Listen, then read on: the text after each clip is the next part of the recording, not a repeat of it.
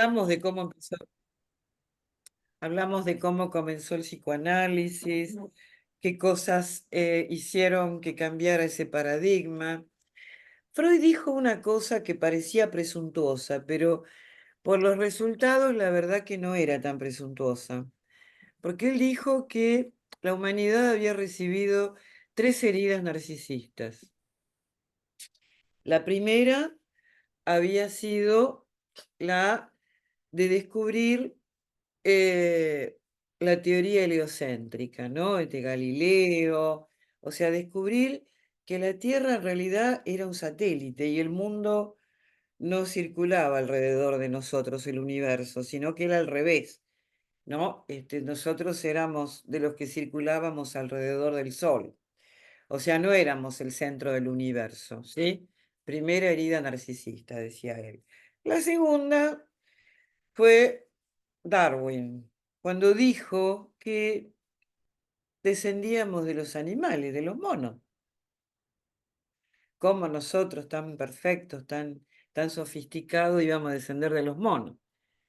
Y dijo que la tercera herida narcisista era el psicoanálisis. ¿Por qué?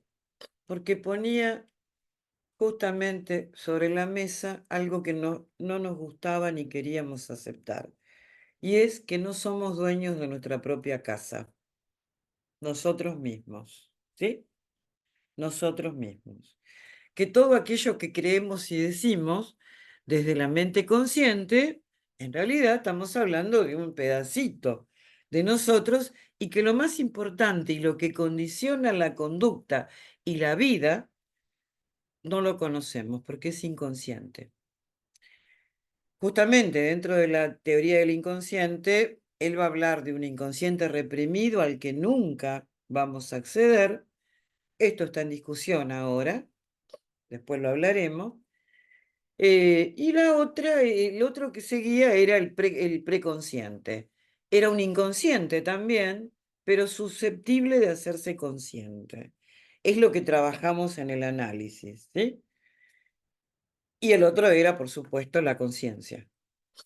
Todas las psicologías de fines del siglo XIX, XX y aún las que están en la actualidad, excepto el psicoanálisis, se manejan con la conciencia, ¿sí?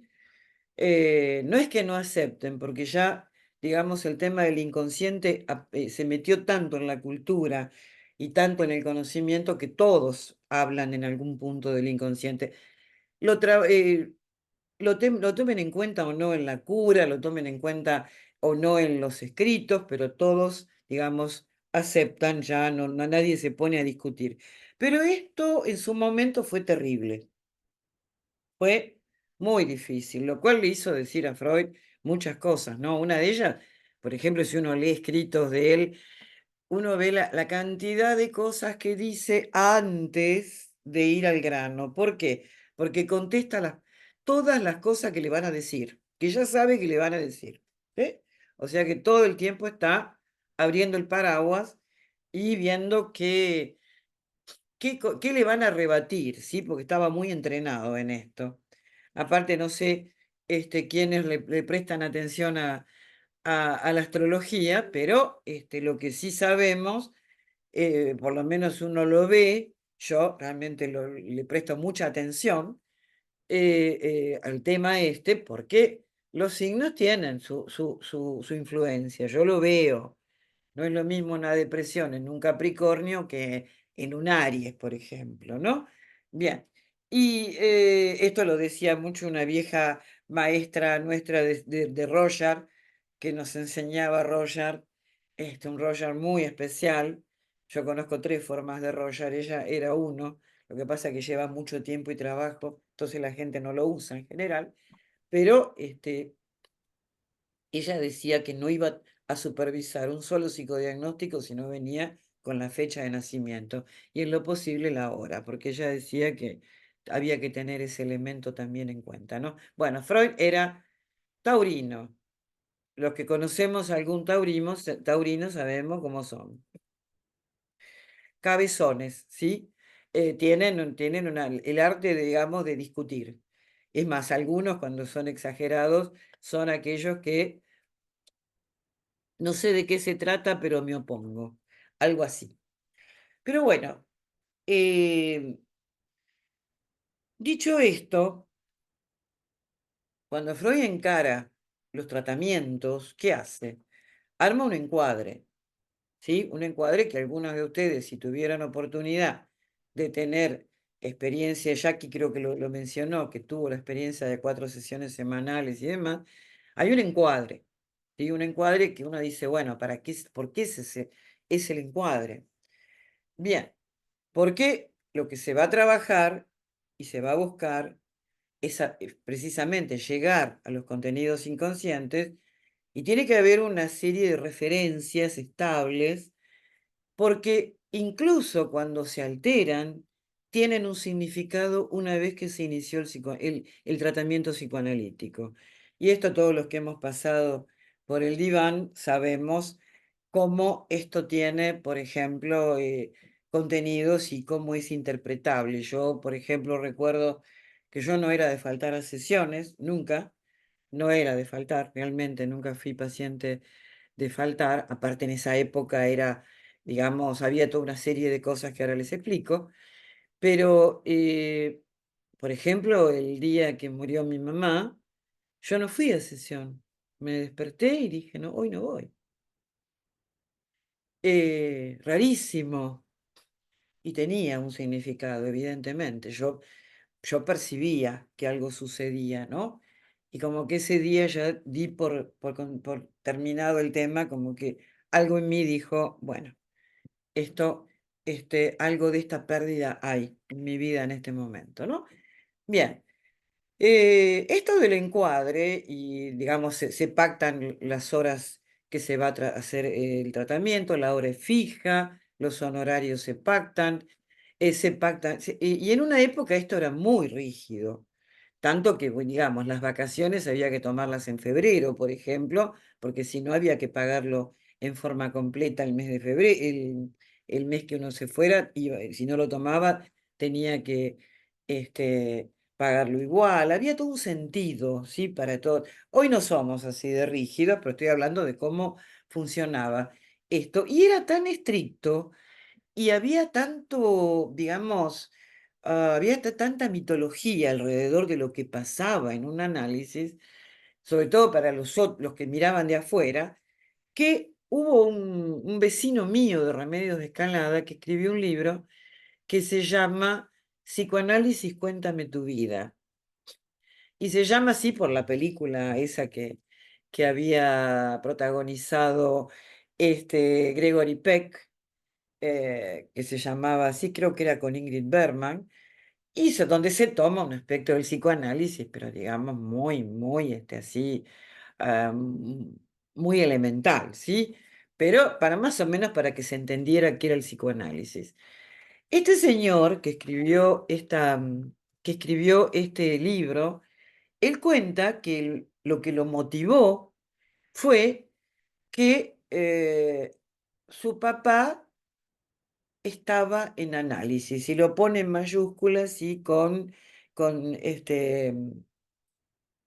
entre bastardillas, porque era algo solemne. Mi padre estaba en análisis, ¿sí? Este, creo que en la casa se vivía de esa manera, como si uno estuviera más o menos toda la semana viajara a Marte y volviera, una cosa rara. Pero bueno, esto nos da una idea de cómo empezó el psicoanálisis acá en la Argentina. No sé cómo sería en Viena, o en otras partes del mundo, porque el psicoanálisis se trasladó a todo el mundo prácticamente, e incluso en China lo han practicado. Yo he tenido una maestranda que lo presentó en China y ella ha trabajado, más allá de que es otra cultura, porque el psicoanálisis es algo de la cultura occidental, ¿sí? Sin embargo, digamos, por supuesto que en Rusia no entró, había otras líneas, el conductismo y demás, pero no, esto de explorarse demasiado no iba con algunas ideologías. En Occidente sí. Y ¿Qué quería decir este hombre con que mi padre estaba en análisis? Que había que más o menos mantenerse fuera, no generarle problemas, como que algo raro pasaba con este hombre. Lo que sí sabemos es que genera mucha movilización en las familias cuando una persona entra en análisis. Esto nos pasó a todos. Incluso yo recuerdo algunos que decían, bueno, todos los que se analizan, porque en una época todo el mundo se analizaba, todos los que se analizan terminan odiando a los padres. Esto no es cierto. Esto no es cierto. Hablarán de muy malas experiencias analíticas. Yo a mis padres los terminé queriendo todavía más, porque uno va viendo precisamente en su análisis cuántas cosas ha puesto en los padres que no tenía nada que ver y tenía más que ver con los conflictos propios de cada uno en relación a todo lo que es la vida familiar y lo que son las jerarquías y los intercambios amorosos y demás. Eh, en una época se pensaba, por ejemplo, que, digo, cuando me empecé a analizar yo, que era muy jovencita, tenía 20, yo en realidad empecé a los 18 años, pero fue una experiencia que no me satisfizo plenamente, lo dejé. Y cuando empecé en análisis en serio tenía 23. Eh, y yo me acuerdo, yo era estudiante en ese momento y era recién casada. Y me acuerdo que los analistas comentaban que a mí me iba a ir mejor en análisis porque yo no había ido por un problema así muy terrible. Yo me quería analizar, punto. Porque esto era lo que pasaba en esa época.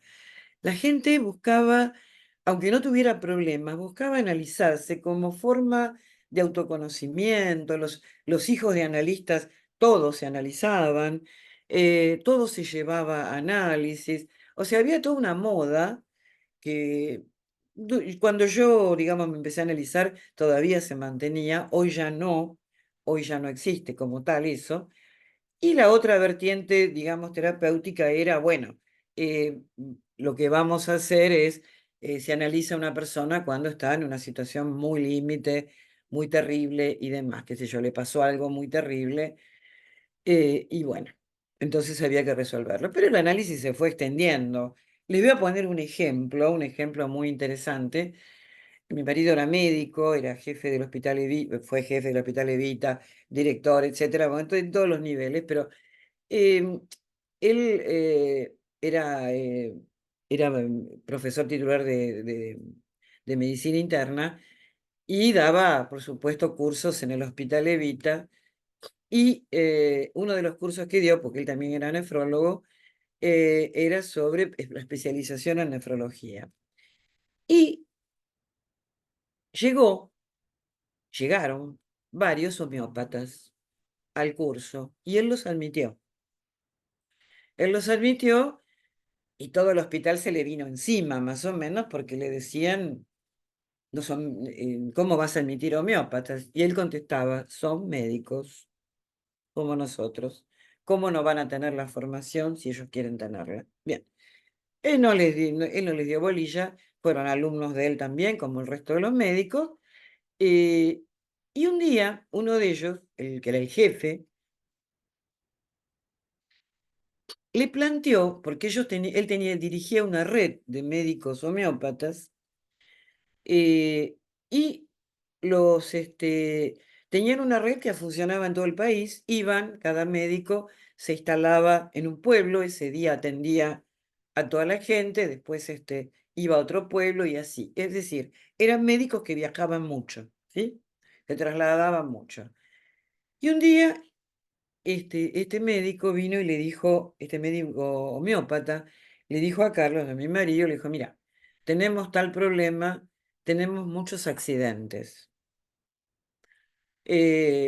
¿Vos tenés idea de si eso hay algún analista que pueda tratarlo y demás? Y cuando me preguntó a mí, mi marido, yo le digo, bueno, Julio Granel. La escuela de Julio Granel trabaja en accidentología. Julio Granel era uno de los psicoanalistas más antiguos que había en APA, la Asociación Psicoanalítica Argentina, y él dirigía una institución, CIPEA, donde trabajaba en la accidentología. Muy interesante todos los trabajos de ellos y todo, inclusive asesoraron en su momento a la NASA por los accidentes. donde ellos iban mostrando y demostrando que todo accidente está programado inconscientemente y que se dan encuentros que cuando analizan lo que sucede en esas personas, en esos momentos de su vida, había un sentido, algo que, digamos, explota, salta y se lleva al acto. Bien, entonces yo le dije, mira, que lo consulten a Granel, él va a llevar su equipo seguramente, y Granel llevó a todo su equipo, trabajó con ellos un tiempo, redujeron los accidentes a cero. ¿Qué quiere decir esto? ¿Por qué les cuento todo esto? Porque el psicoanálisis se fue metiendo en muchas áreas, no trabajadas, no conocidas, pero cuando se estudian los casos se van viendo, ¿esto parece cosa de destino? No, cuando se estudia el inconsciente se va viendo cómo hay situaciones y hay aspectos de la vida que uno no tiene realmente en la conciencia y de repente saltan, aparecen, ¿sí? Y explotan y que se pueden evitar, sí. Mi marido, que conocía el tema, porque era muy chocador, vivía chocando con el auto, nunca le pasaba nada, pero era realmente accidentofílico, desde que se empezó a analizar, no tuvo más accidentes, porque empezó a analizarse y a procesar muchas cosas que le estaban pasando y al no procesarlas, las actuaba, tenía accidentes, ¿sí? Yo cuando lo conocí, yo diría que el porcentaje de accidentes que tenía era no menos de dos o tres en 6 meses, supongamos, ¿no? Siempre con el auto eran, ¿ven? ¿Por qué les digo todo esto? Porque el inconsciente evidentemente tiene su lugar en la mente humana y tiene lo suyo, ¿no? Eh, por eso Freud se defendía tanto, porque él decía que era muy difícil para nosotros poder aceptar que no somos dueños de nuestras cosas, ¿no? De nuestra mente, de lo que hacemos. Decimos, no, esto es así, de repente salió mal. Un paciente mío que, por ejemplo, ahora en agosto se tenía que ir, él es biólogo y se iban a ir está haciendo en el instituto que se dedica al tema de investigación en biología marina, él tenía que hacerse el viaje, una campaña donde hacen investigación y demás, recogen material, iban todo un recorrido hacia los mares del sur y de repente, cuando él estaba preparado, fascinado por esto, de repente, cuando le hacen el estudio médico antes de subir, ya lo tenía el estudio de antes, que era normal, antes de subir, él se le dispara una taquicardia incontrolable que los médicos que lo vieron dijeron, vos no podés venir. Y él le dijeron, andate un rato, descansa y volvé a ver si podés. Bueno, se las hago cortas, no pudo embarcarse y no pudo. Y es muy interesante hasta inclusive el simbolismo de la situación, ¿no? Porque uno de los temas que a él lo trajo a análisis, el motivo a manifiesto eran síntomas orgánicos que él tenía de ahogo, etcétera, pero básicamente no podía expresar nunca lo que sentía, sus sentimientos. Siempre él lo pasaba todo por lo racional. Y de repente en el análisis lo que fuimos viendo fue cómo le cuesta expresar y decir lo que le pasa, y curioso en el corazón, ¿no? Nada menos, el órgano con el cual habitualmente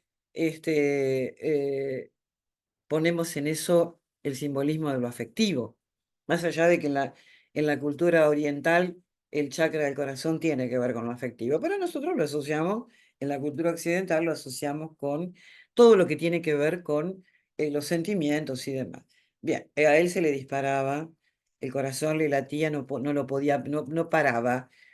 Eh, pero es interesantísimo el simbolismo, porque él qué hacía cuando se topaba con cosas afectivas y no las sabía manejar, se iba. ¿Cuál era, digamos, la frase con la que muchas veces lo expresamos los dos hablando? Se tomaba el buque, se tomaba el buque. Esta vez, justamente, no se pudo tomar el buque, porque es lo que le está pasando en este momento. Él ya no se escapa de lo que le pasa, por más conflictivo que le resulte, y tenía un montón de quilombos en este momento antes de irse, afectivos, y no hay vuelta.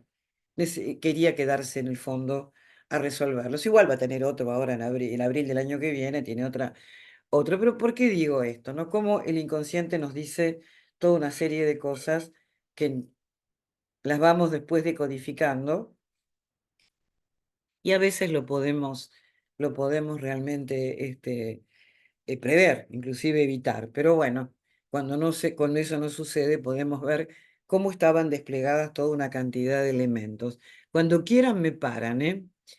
Y me preguntan lo que tengan alguna duda o que no se entienda y demás. Decíamos que entonces muchas veces las razones para el análisis eran simplemente de autoconocimiento. Y yo, cuando tomé análisis, no es que decía yo no tengo ningún problema. Yo sabía que quería muchas cosas que me daba cuenta que se me escapaban. Y aparte, como que estaba en un momento de mucho crecimiento, de mucho cambio, y quería empezar a trabajar sobre eso. Por supuesto que empezaron a aparecer miles de otras cosas que me hicieron crecer mucho y aprender mucho de mí mismo y resolver muchas cosas. Pero el objetivo mío en un comienzo, sí, también era autoconocimiento y sobre todo porque si iba a ser analista tenía que analizarme. Porque nosotros, y acá esto sí no lo quiero olvidarme de decirlo, muchas veces habrán dicho, bueno, pero ¿qué terapia estás haciendo? Psicoanálisis. Hay que ver si está haciendo psicoanálisis. El psicoanálisis, yo he visto muchos que decían que hacían psicoanálisis y en realidad no se habían analizado nunca. Y los analistas desde Freud sabemos perfectamente que si no nos analizamos no podemos ser analistas. Así de sencillo. Nadie que no haya pasado por la experiencia del análisis puede ser analista.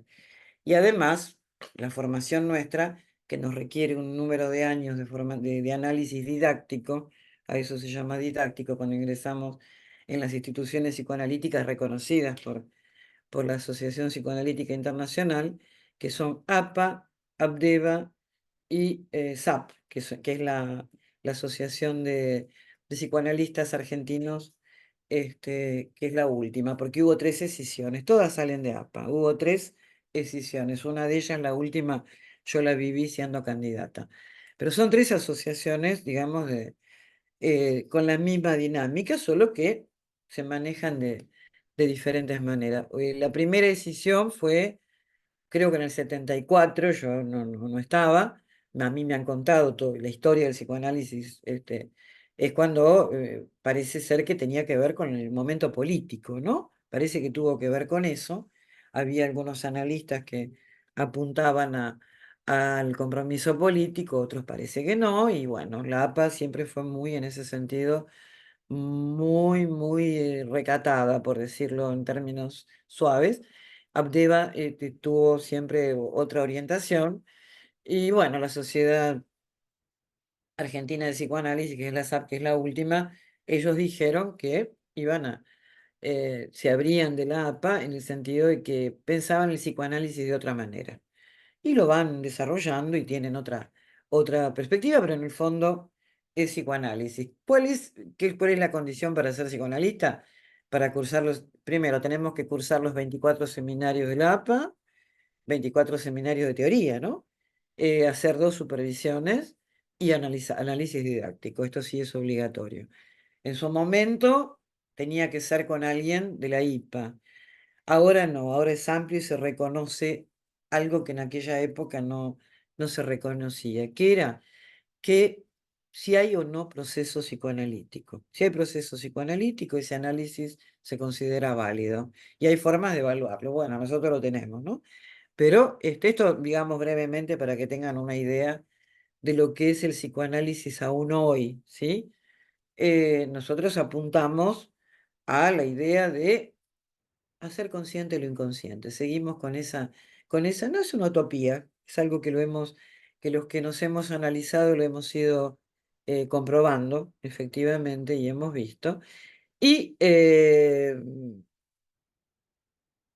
lo que decía este señor del libro Psicoanálisis, Cuéntame tu vida, él va contando que, digamos, lo que le pasaba al padre o lo que aparentemente le sucedía al padre, a él lo motivó a averiguar qué pasaba en esto, qué quería decir esto del psicoanálisis, qué quería decir esto de que mi papá estaba en análisis. Bueno, era toda la mitología alrededor del padre Y que en su momento, en los comienzos, allá del análisis, inclusive como los análisis duraban poco, eran muy intensivos, pero duraban poco, un año, como mucho, 2 años, él lo que les pedía es que en ese periodo no innovaran, ¿sí? Eran análisis cortos, ¿sí?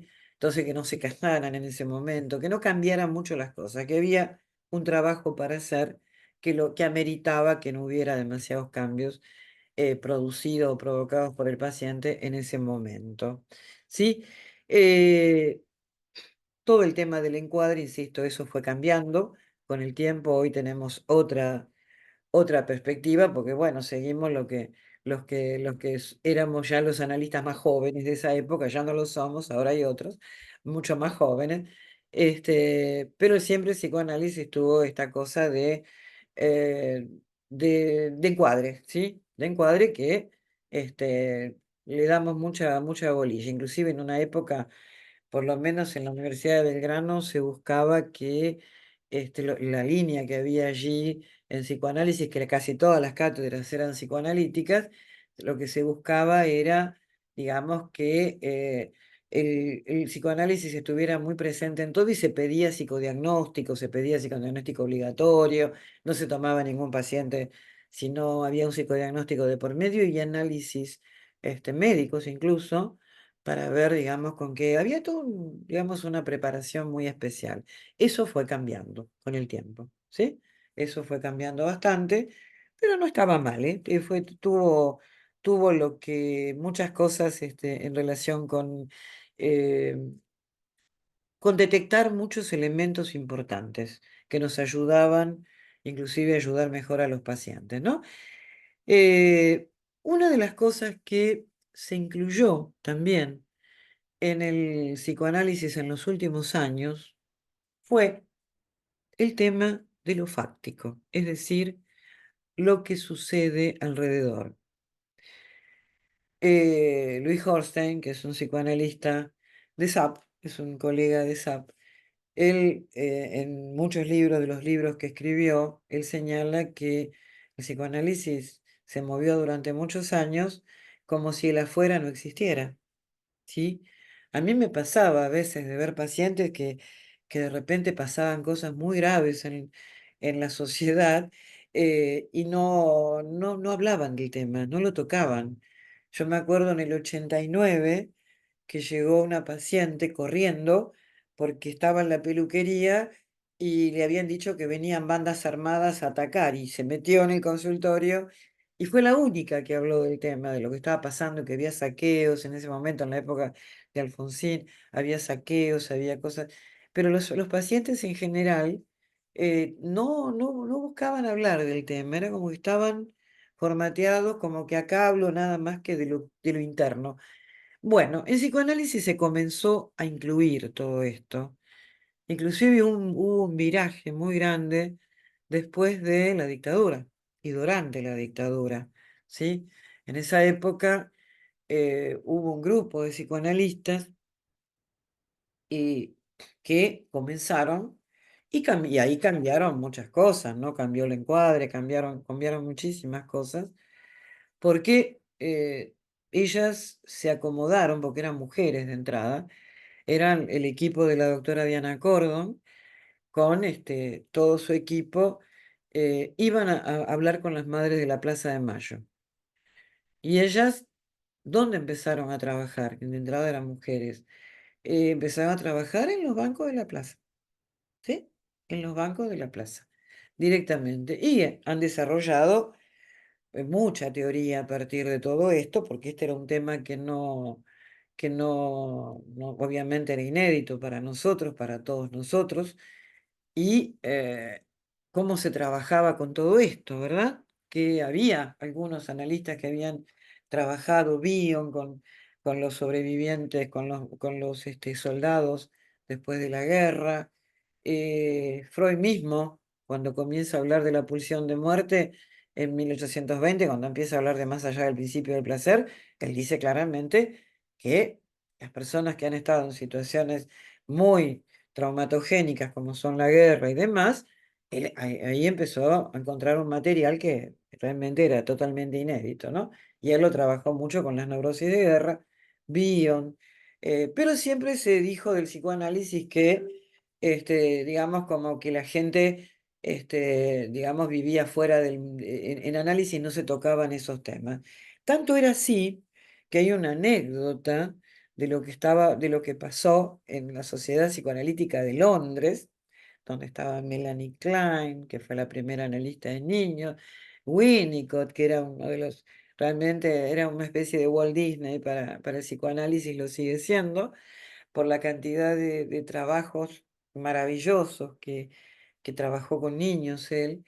Y estaban en una reunión discutiendo en la Sociedad Psicoanalítica de Londres y de repente Winnicott se para porque estaban todos muy, muy metidos con el tema y dijo, queridos compañeros, están bombardeando Londres. No, o sea, no se daban cuenta que estaban bombardeando Londres. Y sí, estaba pasando eso, ¿sí? Así que muchas veces se habló del psicoanálisis en estos términos, pero esto evidentemente no tenía mucho que ver. En algunos casos sí, seguramente, en otros no, pero era llamativo cómo el psicoanálisis se asociaba con lo de afuera no existe, ¿no? Probablemente tenía mucho que ver con el tema de del tipo de análisis que se hizo en los años 60, por ejemplo, que era muy kleiniano, entonces todo parecía que era interno. Todavía algunos analistas, el otro día se lo tuve que corregir a un colega que decía porque Klein siempre todo lo interno. Eso no es cierto. Los que conocemos la teoría kleiniana sabemos que ella nunca dijo eso. Lo que pasa es que todos sus trabajos, que eran sobre niños, y toda la teoría la extrajo de los niños, y verdaderamente todo allí estaba ahí a la vista para ella, por lo menos que supo leerlo. Realmente no se conocen trabajos tan profundos y tan detallados como los que hizo ella sobre los niños y sobre el psiquismo infantil. Y no es cierto que ella haya dicho que era todo interno. Ella dijo justamente que ella trabajaba y describía lo que pasaba en en el psiquismo infantil y lo que pasa en el psiquismo humano, pero de ninguna manera dijo que lo exterior no tenía ningún valor ni ninguna importancia, todo lo contrario, ¿no? Pero bueno, todavía, como pasa siempre, ¿no? Los que siguen o los kleinianos o los discípulos, lo que sea le van agregando cosas que no tenían nada que ver con lo que dijo su autor. Pero Freud mismo, para que ustedes tengan una idea, si bien él armó el encuadre y toda la cantidad de cosas que no debíamos hacer los analistas, él mismo en los historiales famosos, los que se hicieron famosos, el hombre de los lobos, el hombre de las ratas, son conocidos así los historiales, al hombre de los lobos, que como decía un viejo maestro, habría que haber hecho una película con esa historia, porque es una historia de un joven ruso que llega al análisis del brazo de su ayudante, ¿no? Porque él era un joven rico ruso, antes de la Revolución Rusa, por supuesto. Y bueno, toda la historia de él recorre el siglo XX prácticamente, fascinante. Freud lo atendió, lo comenzó a atender siendo muy jovencito. Y después cuando, claro, lo que pasa es que, bueno, le pasan cosas terribles al hombre de los lobos. Él que era un noble ruso, la revolución rusa lo deja sin nada, tiene que emigrar con su familia, se transforma en un pobre ruso y Freud mismo, no solo no le cobraba, incluso en la época en que lo vio en Berlín, sino que tampoco, incluso le consiguió trabajos, toda una serie de cosas donde aparentemente con los pacientes uno no se tenía que involucrar de esa manera, pero él lo hizo. Él lo hizo, inclusive lo derivó a una psicoanalista norteamericana cuando creo que el hombre de los lobos viajó a Estados Unidos también, porque claro, los rusos venían avanzando, ¿no? Y él tenía que ir escapando, la revolución bolchevique, quiero decir. Y bueno, él tuvo que escapar de Berlín y demás. Y tuvo una historia muy, muy interesante, donde él es atendido en distintas épocas. Inclusive hay un libro donde están las sesiones de él que él autorizó. Él autorizó porque él dijo que su historia realmente él no habría sobrevivido sin el psicoanálisis. Lo dijo y lo dice en el libro, que es el historial de El hombre de los lobos, donde él aporta datos, donde él escribe incluso su historia y va contando cómo a lo largo de la vida y todas las cosas que le sucedieron, fue acompañado por el proceso psicoanalítico que lo ayudó a salir de su psicosis, porque era un psicótico en realidad, ¿no? No era una neurosis obsesiva solamente como está en los historiales, porque el tipo de patología que descubre Freud y que trabaja en extremo detalle, también la psicosis, pero sobre todo es la neurosis. ¿Y qué es la neurosis? La neurosis, por empezar, no tiene pérdida de contacto con la realidad. Es un problema, digamos, el neurótico tiene el mecanismo princeps de la neurosis es la represión. Esto que conforma un tipo de patología leve, digamos, pero que, como decía Freud, neuróticos en el fondo somos todos, porque todos tenemos contenidos reprimidos y demás, algunos más, otros menos, pero todos hacemos síntomas. ¿Y qué es un síntoma? Si no me entienden, me paran, por favor. ¿Qué es un síntoma? Es una transacción entre un deseo y su prohibición, ¿sí? Y que predominantemente tiene que ver con la sexualidad, sí, que era lo más prohibido en la época, pero también con la pulsión agresiva y demás. Supongamos, tengo representaciones homicidas respecto de mi hermano o de mi padre y quisiera darle con un palo, de repente aparece una parálisis en un brazo. Este es un síntoma. Discúlpame, ¿podrías repetir la definición, por favor? La que Sí, dijiste recién. la dije en estilo muy casero. En realidad, Sí, un síntoma es una transacción entre un deseo reprimido y su castigo. ¿Por qué se dice esto? Porque en el síntoma, transacción, sí, claro, perfecto. en el síntoma sí se muestra el deseo, pero castigado. Ujú, Ejemplo, perfecto. ejemplo. Vamos a poner un ejemplo muy claro. El síntoma, por ejemplo, aparece alguien con picazón en los genitales. Supongamos que el deseo prohibido es la masturbación, ¿sí? Eh, y el síntoma que aparece es picazón en los genitales, supongamos. ¿Qué hace una persona que tiene picazón en los genitales? Se rasca. O sea, parte del deseo se cumple, se toca, ¿sí? Pero con dolor, con molestia. Ahí está la presencia de la prohibición. ¿Se entiende? ¿Está claro más o Sí, menos? sí, sí, perfecto, por lo Emma, menos para mí. bien, Pero era bien. una pregunta también con algo que era bastante anterior. Yo levanté la mano y creo que no me vieron. Habías mencionado a alguien que enseñaba contigo, te enseñaba a vos formabas parte de la clase, y nombraste una palabra que tiene SCH en la Shoah, algo así dijiste. Ella nos daba clases en la Shoah. ¿No recuerdan, chicas? Una palabra que yo no sé qué es, por eso me quedé ahí. Mira, No, no, cuando no, no. vos hablaste Ella de los signos nos de enseñaba astrología, Roger. Esta Dijiste Roya, Roger. no sé qué Té es de eso, Roger. claro, y Té no de sé qué es Roger. eso. Té de Roger. No sé si lo conocen, pero es No, un té, no, yo no. es un té muy famoso.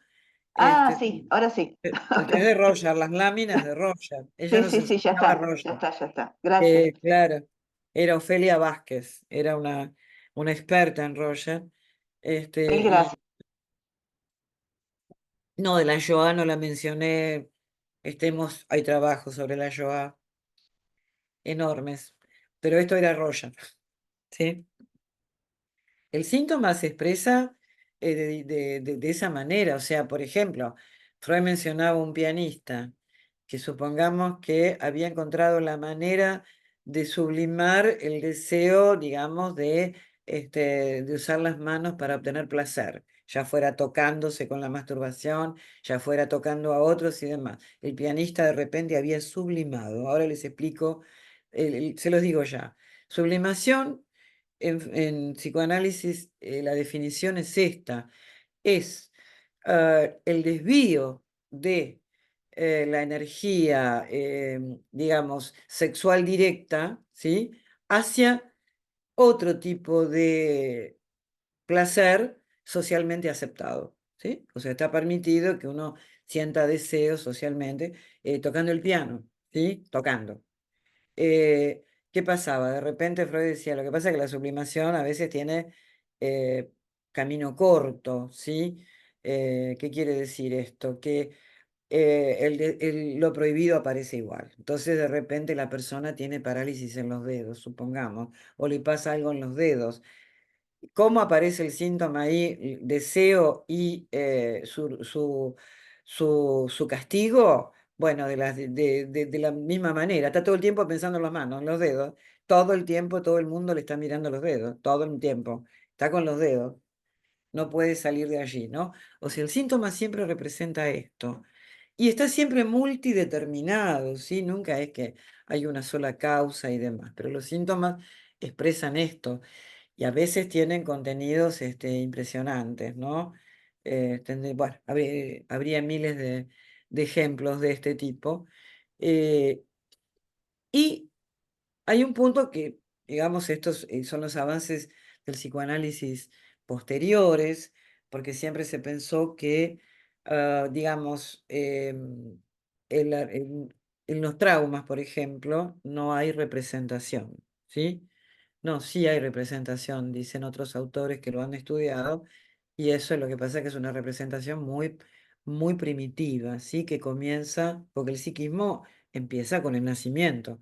Entonces siempre se decía o se pensaba que, bueno, los niños o los bebés no tienen todavía armado todo el psiquismo, sí lo tienen, y lo tienen, lo que pasa que en sentido mucho más primitivo, y hay contenido. O sea, a mí inclusive hay todas unas técnicas nuevas, con lo cual trabajamos para poder llegar a eso, porque esto lo desarrolló Piero Lanier, que era una psicoanalista francesa, que dijo que ella le tenía una deuda con la psicosis, porque la psicosis no es que no tienen representaciones determinadas, tienen, lo que pasa es que son representaciones que corresponden a otra forma de funcionamiento psíquico, que es muy interesante, que ella lo llama proceso originario, ¿sí?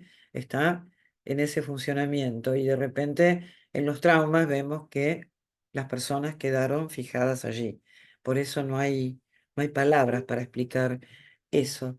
Y no sirve hablarlo con palabras directamente, sino con imágenes. Es todo un trabajo muy interesante que se vino desarrollando en el último tiempo. Otro de los temas que por ahí les puede interesar, que todavía Doc, hay Doc, ¿le puedo perdón, hacer una consulta? ¿Le puedo sí, hacer una consulta? por supuesto, Perdón, por supuesto. Tú te perdón. ames, tú te ames. Eh, Usted habló del psicoanálisis, mire lo que tomé apunte, ¿no? Del psicoanálisis, hacer consciente lo inconsciente, habló de un encuadre, habló de un encuadre que cuando tomamos referencia, por ejemplo, a la persona, qué síntomas tiene, cómo llegó ahí, ¿no es cierto? Todo un Y tema. la razón es para analizarse, sí, Claro. Y después habló de lo fáctico, ¿puede ser? Que yo claro, lo puse fáctico, acá, claro, lo que fáctico, lo que no es interno solamente, sino que es fáctico. claro, yo por ejemplo, tengo acá al lado a mi mamita, ¿no? Tengo por ejemplo a mi mamá, que el único tema de ella, del día, es el noticiero. Y el noticiero lo repiten 10 veces al día. Y para ella es un problemón y es su tema y es la crisis que le hace entrar en crisis todos los días. Y le provoca como esa neurosis, como dice usted, Mm, ¿no es cierto? Entonces, como yo sí. digo a mi mamá, de la única forma, o sea, yo no digo de crearle un telón, yo no digo de crearle a esa persona un telón, pero la vida va más allá del noticiero. No A solamente veces, eso, no solamente eso, Silvia. Además sí, hay un fenómeno que esto no lo tenía Freud en su momento, ni lo tuvieron los primeros analistas del siglo XX. El problema lo estamos teniendo nosotros, y es lo que describe, por eso les hablaba yo de la neurosis, que Freud describe sí, la neurosis siglo XX, pero lo que venimos viendo de hace tiempo, desde hace fines del siglo XX, y tenemos presentaciones en congresos, muchos colegas y yo, venimos viendo que cada vez las neurosis son menos. Esto lo venimos denunciando desde hace tiempo. Ha cambiado las costumbres, han cambiado, pero además ha pasado otra cosa. Esto lo define un filósofo, ¿eh? Un filósofo, que lo estamos estudiando inclusive. Yo en un laboratorio de ecobioética lo estamos trabajando con unos compañeros, con unos colegas. Y es el tema de la tecnología, el ingreso de la tecnología a nuestras casas. Es distinto. Dicen que los que nos criamos con televisor en casa somos distintos psicológicamente incluso a los que solo escuchaban radio. Los que tenemos costumbre con las pantallas, parece ser que tenemos otro tipo digamos, somos más amigos de las pantallas, pero poco a poco también eso nos fue sobrepasando, porque ahora tenemos pantallas para todo, ¿sí? Ahora funcionamos así, de esta manera. Y Bifo Berardi, Franco Berardi, Franco y Bifo Berardi, que es un filósofo italiano, nosotros lo estamos estudiando en este momento, porque él habla del tercer inconsciente. Es decir, que el inconsciente que describía Freud era un inconsciente que tenía que ver con un contexto histórico donde la represión mandaba, ¿sí? Donde había toda una serie de valores determinados que iban conformando también ese inconsciente, ¿sí? Entonces lo prohibido eran otras cosas. Hoy diría yo que lo más prohibido que hay es lo amoroso. En aquella época era la sexualidad. En esta época pareciera que lo que está más prohibido es lo amoroso, el amor. ¿Sí? Está más permitida la pulsión agresiva, expresarla. Bueno, Berardi dice que esto se debe a la tecnología, esto que vos estás señalando de tu mamá. Tu mamá está mirando todo el tiempo las pantallas, las escenas y demás. Uno puede elegir también qué ver, ¿sí? Pero hay personas que eligen estar y todo el tiempo repitiendo lo mismo.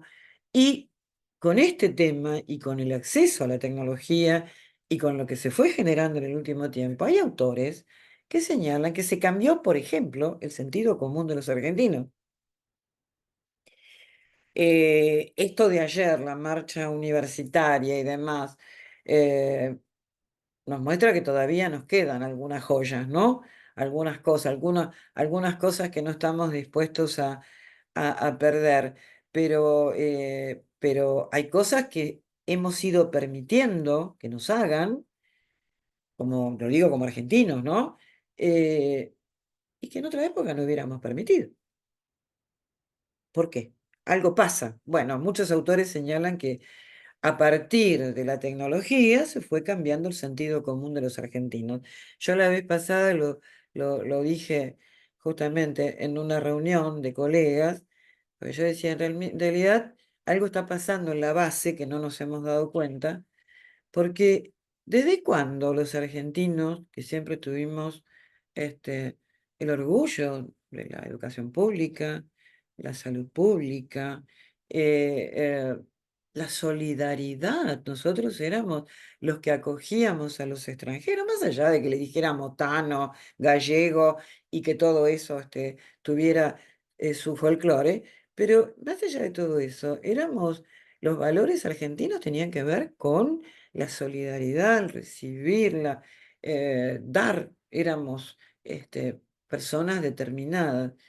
Eh, y hasta el tema de la solidaridad estaba tomado por las clases altas. Las damas patricias argentinas hacían sus colectas, su entrega a los padres. Yo decía, ¿desde cuándo ser pobre es sinónimo de ser vago, de ser ladrón, de ser... ¿Desde cuándo? ¿Cuándo empezó a cambiar todo esto? Bueno, algo ha cambiado, evidentemente, para que ya hemos ido aceptando. Ni las damas patricias se animaban a decir eso, ¿eh?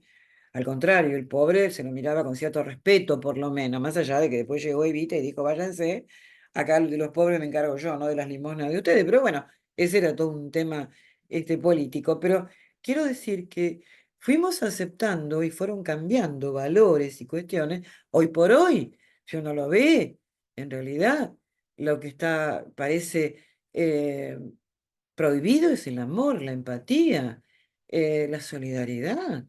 Está permitido decir cualquier cosa. O sea que, bueno, esto es lo que dice Bifo Berardi, que en realidad la tecnología fue, digamos que provocó él lo llama sistema nervioso, pero se está refiriendo al psiquismo porque él mismo lo dice, dice que realmente agotó la capacidad del sistema nervioso para procesar tanta información.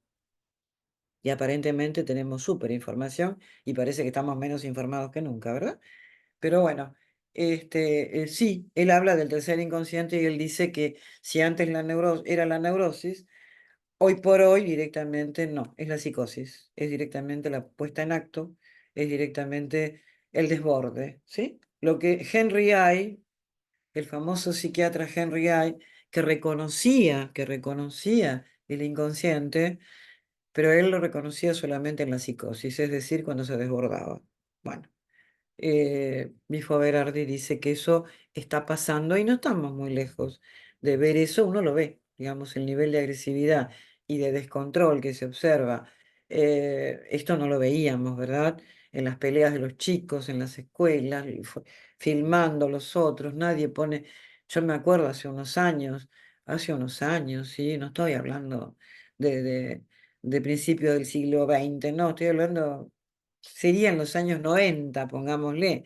Me acuerdo que habíamos ido con mi marido a un pueblo de la provincia de Buenos Aires, ¿sí? Olavarría, y de repente uno de los médicos que nos había invitado al colegio médico de allí, me acuerdo que nos llevaba en el auto al hotel y de repente dijo, espérenme un segundito.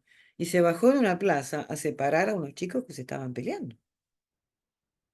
No estamos hablando de tanto tiempo, ¿sí?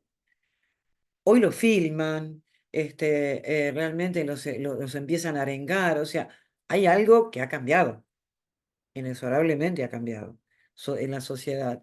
Y esto sí nos preocupa y esto sí puede provocar anomia, es decir, falta de reglas, esto sí es complicado. Y esto que vos decís, que le pasa a tu mamá que está todo el tiempo mirando esto, y sí, todo el tiempo se va deprimiendo, se va angustiando, eh, porque en realidad los medios han llegado de una manera que no nos permiten a veces reflexionar en todo esto, ¿no? Bueno, acá estamos tratando de pensar y de reflexionar, sí, efectivamente. Y los chicos, uno los ve todo el tiempo con el celular mirando videitos, comprando.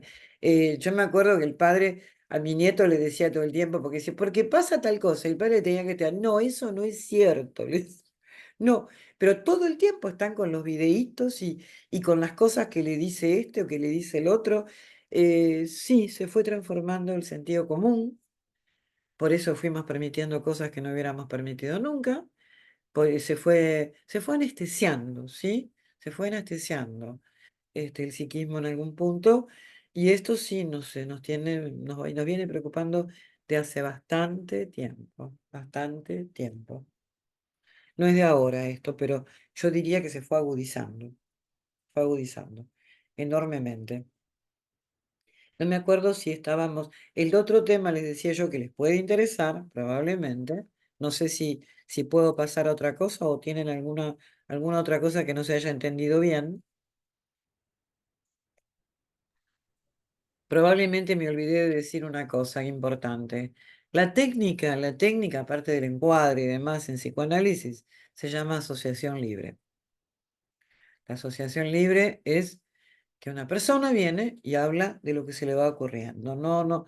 Algunos pacientes me dicen, bueno, no, pero venía pensando en lo que te iba a decir hoy, lo armé. No, no hace falta. Va a surgir igual. ¿Por qué? Porque sabemos que eso que el paciente va hablando o actuando incluso durante la sesión sigue una línea, como sigue la vida nuestra, solo que tenemos en ese segmento la única posibilidad de analizarlo, de cómo va trayendo también contenidos inconscientes. No se da cuenta, como no nos damos cuenta mientras estamos en la vida cotidiana, no nos damos cuenta, pero en sesión nos damos cuenta. Y es notable Yo me acuerdo que lo primero que noté en análisis, cuando me empecé a analizar el primer año, yo vivía enfermándome. Tenía siempre bronquitis, en el año no sé cuántas tenía. Vivía, aparte, bueno, como era muy joven, no me cuidaba, entonces me iba a trabajar con el pelo mojado, por ejemplo. Ese tipo de cosas que uno hace cuando es chica. Y tenía síntomas todo el tiempo, ¿sí? Una vez me tuvieron que hacer pruebas por sinusitis, o sea, tenía todo el tiempo síntomas. Lo que me llamó la atención poderosamente fue que me empecé a analizar y no tuve más síntomas. Rarísimo. Fue la primera cosa que noté. Como ahora, si tenía que llorar, lloraba, pero no por los bronquios, ¿no? Este, si tenía que, lo estaba procesando de otra manera, ya no precisaba expresarlo corporalmente, ¿no? O una molestia no tenía necesidad de expresarla con el catarro, una bronca no tenía necesidad de expresarla, por las bronquitis, por ejemplo, ¿no? Que la palabra misma lo dice. O sea, estas son de las primeras cosas que uno va viendo, ¿no? Y uno dice la asociación libre, la palabra, sí, la palabra, la palabra, porque no nos damos cuenta de una cosa, que uno padece las situaciones, ¿sí? Ahora, cuando tiene que contarlo, lo que le pasó, tiene que armar un discurso. No es un discurso, digamos, como el del presidente o cosas, no, no, tiene que armar un discurso, tiene que contarlo, y para contarlo estamos trabajando con las palabras, y las palabras transportan energía. Y empezamos a arborizar las representaciones, los canales de representación. Empezamos a hablar con el analista, empieza a intercambiarse algo entre la pulsión de vida de uno y del otro. O sea, ahí se empiezan a mover contenidos, afectos y cosas que de otra manera no lo hacemos. Por eso se reducen los síntomas, ¿no? Por eso van desapareciendo tantos síntomas en la vida de los que nos hemos ido analizando, ¿no? Van desapareciendo. La realidad que es muy importante. El otro punto que yo les decía, Perdón, ¿puedo hacer una sí, pregunta? sí, dale. Justamente, ¿se investigó por qué la palabra es tan importante? ¿Por qué la palabra cura? Es interesante eso. Una de las cosas que se sabe, eh, ya lo dijo Anao, la talking cure, ¿no? La cura por la palabra. Es impresionante. Eh, en la filosofía occidental, ¿sí? No le damos tanta importancia paradójicamente a la palabra como se le da en la filosofía oriental. Inclusive, hay teorías, hay líneas, que esto no es psicoanálisis, les aclaro, pero se los chimento, porque es muy interesante, muy, muy interesante. Y de esto los obsesivos saben mucho, pero ellos lo padecen, que es otro problema, pero bueno. em, En las filosofías orientales se habla de los mantras, se habla de las afirmaciones, porque ellos sostienen que la palabra, ¿sí?, tiene vibración y que conecta con otras energías. eh, Esto ya estamos en el terreno de la metafísica, ¿sí? Pero, por ejemplo, se hicieron estudios en los cuales se estudió el poder de la oración. Es muy interesante eso, porque se observó que varias personas rezando, por ejemplo, una oración determinada, generaban toda una serie de vibraciones que tenían efecto sobre la persona a la cual lo estaban destinando. Interesantísimo. Esto se midió, se estudió y demás, muy interesante. ¿Qué sabemos con las palabras? Que el solo hecho de poner en palabras esto que sentimos disminuye carga. Y acá viene un tema que, bueno, mm, pensé que no iba a hacer falta hablarlo, pero lo voy a hablar. Pensé que no hacía falta porque es complicado. En 1895 Freud escribió un tratado realmente que se llama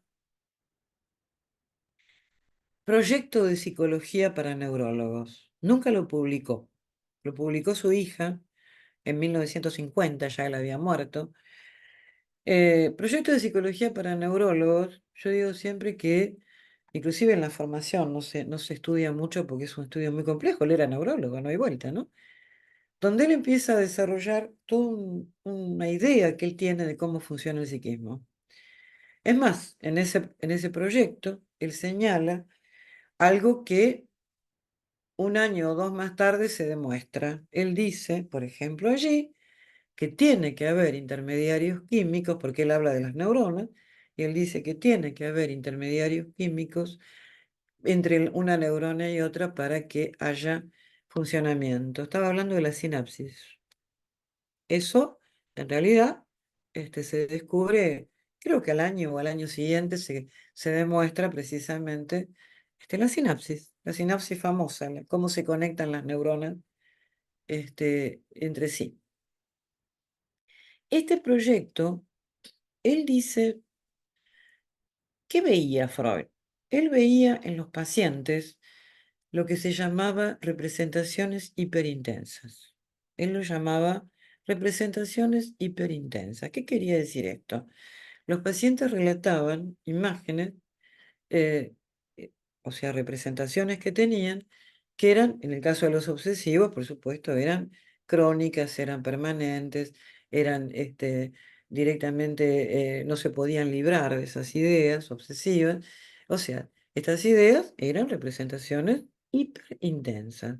Entonces él dijo, si está tan cargada esa representación, porque aparte este tipo de pacientes estaban todo el tiempo pensando en eso y el resto del mundo no existía, ¿sí? Eh, por ejemplo, como le pasó al hombre de las ratas, que el día que murió su padre, él estaba obsesionado con otra cosa.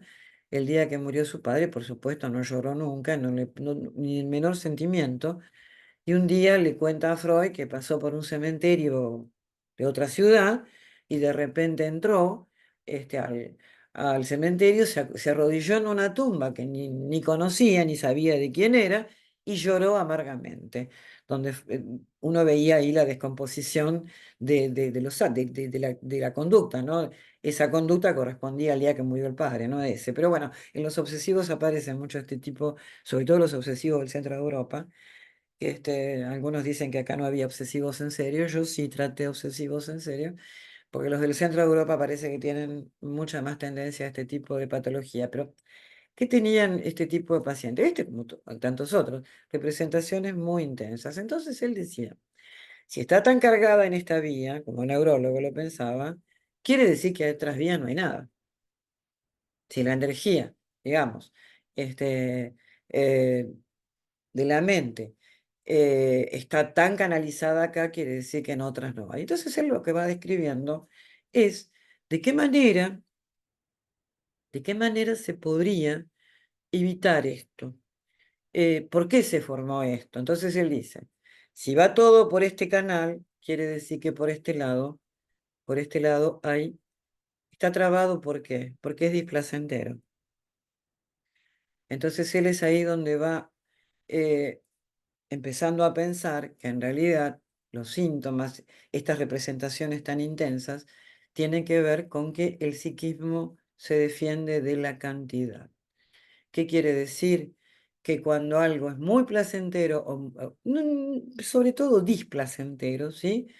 Va a haber mucha cantidad en el psiquismo, entonces el psiquismo lo evita. Lo evita. Entonces dice, ¿por qué se evita? Porque los canales están demasiado demarcados y va solamente por ahí. Entonces, por donde tenemos que abrir es otros canales, otras arborizaciones, otras para que la energía no salga solamente por el caño maestro, porque si sale por el caño maestro es un desastre. Y esto pasa, bueno, esto puede pasar en la psicosis. Todo va por ahí, pum, salió y la persona comienza a tener todo tipo de conductas que no se entienden y que emergen, como decía Piero Lañé, y no entendemos nada porque pertenecen a un tipo de funcionamiento psíquico que todos tenemos, pero que tenemos que procesar para poder expresar. Bien, acá estamos hablando de cantidad, ¿sí? Estamos hablando de toda la energía. Entonces Freud decía, ¿cómo podemos hacer? ¿Cómo se podrá trabajar? Lo estoy explicando de forma muy simple, pero si no me entienden, me paran. Para que no vaya todo por un solo canal, tenemos que empezar a arborizar, asociar, asociar, asociar y que se empiece a hablar. Y la palabra transporta energía. Y con esto vamos aliviando esos canales por donde iría la energía toda junta y donde generaría desastres. ¿Y qué pasaba con esto del placer-displacer? Él ahí donde marca, perdón, porque el organismo, volviendo al tema de la energía, busca un nivel basal, un nivel de homeostasis, un nivel de equilibrio, ¿sí? El psiquismo se defiende de las altas cantidades y utiliza los elementos que tenga, taponando esa vía, entonces se carga la otra, o sea, acá es un tema de distribución. Este es el punto de vista económico del psicoanálisis, ¿sí? Entonces él dice, cuando lo ponemos en palabras, estamos descargando, como se dice, ¿sí? Cuando hacemos, pero no alcanza con la catarsis, porque Breuer mismo, cuando atendía a Ana O, sabía que la palabra descargaba. Poder hablar de estas cosas que no podían hablar producía una descarga psíquica. Bien, fenómeno, pero después aparecía otro síntoma. Entonces Freud decía, bueno, acá con esto no alcanza. Bien, entonces Freud, ¿qué dice? Vamos a trabajar con la palabra, porque la palabra produce descarga. Y descarga conducida de otra manera, vamos a ir viendo cuáles son los contenidos que el psiquismo está vedando, no permite que se conozcan, no permite que llegue a la conciencia. ¿Por qué? Porque va a haber una gran descarga de displacer. ¿Sí? Entonces vamos despacito, de a poquito. Yo recuerdo una paciente, de las primeras pacientes que tuve, que como suele decirse son los más difíciles, era una paciente que se estaba quedando ciega. Es más, su apellido tenía que ver con la visión, para que ustedes tengan una idea de cómo uno está a veces sobredeterminado, ¿no? Es como el veterinario que se llama Gatti, este tipo de cosas que tienen que ver mucho con los nombres. Hay un colega mío que ha trabajado mucho el tema de los nombres, cómo tienen que ver con la personalidad y con muchas cosas que le suceden a las personas, ¿no? Este, pero estábamos hablando me fui por los gati, me acordé de los gatos y bueno, la palabra, la pregunta original era, ¿por qué la palabra cura? Porque la palabra transporta energía, alivia, y cuando empezamos, hacemos coincidir una palabra con la representación, si la palabra está unida al afecto, ahí se produce el insight y ahí se descarga, pero se descarga en serio, no con la catarsis solamente como hacía Breuer con Ana O, que aún así se curó porque caramba que pudo descargar bastante todo lo que tenía reprimido. Y bueno, ahí lo que pasa que claro, a ver, Ana O, yo les conté el caso. Tenía un delirio que, digamos, cuando llegaba Breuer, estaba pariendo el hijo de Breuer, supuestamente, era un parto histérico, no estaba embarazada, no estaba yendo ningún parto, pero bueno, ustedes se imaginarán que no era una neurótica, más allá de que en los historiales apareció como una neurótica, sabemos que no era una neurótica, estaba haciendo un brote psicótico en ese momento. Bien, o sea, ella revivió en la transferencia con Breuer los problemas que tenía con su padre, ¿sí? Que ella quería tener un hijo del padre, bueno, como le suele pasar a las niñas, diría Melanie Klein, el sueño de las niñas, que lo veía siempre en los análisis de las nenitas, de las nenas, el sueño de tener un hijo con el padre. Bueno, ella lo actuó directamente con Breuer y ella estaba viviendo el parto, ¿sí? El parto que estaba teniendo, que no era ningún parto, pero en su fantasía sí. Y lo descargó al modo psicótico en ese momento. Felizmente fue nada más que un episodio, se curó y bueno, todo esto pasó. No sé si quedó más o menos respondida tu pregunta con el Un punto poco, de vista porque la económico de... pregunta es ¿Cómo? más, un poco, porque la pregunta es más específica de decir cómo Freud, digamos, porque es el gran cambio, ¿no? Porque hasta ese momento en los hospitales psiquiátricos no se trabajaba con la palabra. Entonces, decir cómo él toma esa conciencia o qué explica de por qué trabaja con la asociación libre y la palabra, cómo La descubre aso- claro, es la asociación libre viene por este tema de que todo lo que uno vive o dice en realidad tiene que ver con lo reprimido. Entonces, en la sesión lo que se hace es tomar un segmento de lo que es la vida cotidiana de esa persona, es un segmento, y se va a analizar y se va a ir viendo todos los nexos con el inconsciente, ¿sí? Bien, este es un punto. La otra parte energética tiene que ver con la represión, porque la represión, el neurótico, como decía Freud, ¿cómo viene el neurótico? Cansado, agotado, no tiene ganas de nada, no puede, todas las puertas que abre, abre las puertas, golpea las puertas donde no le dan, o sea, todo al revés.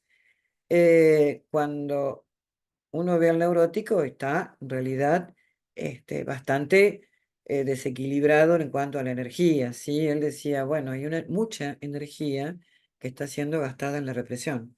Cuando cuando esa energía le queda libre y la persona respira, vive y puede decir toda una cantidad de cosas y vivir otras cosas que hasta ese momento toda la energía la tenía puesta en la represión.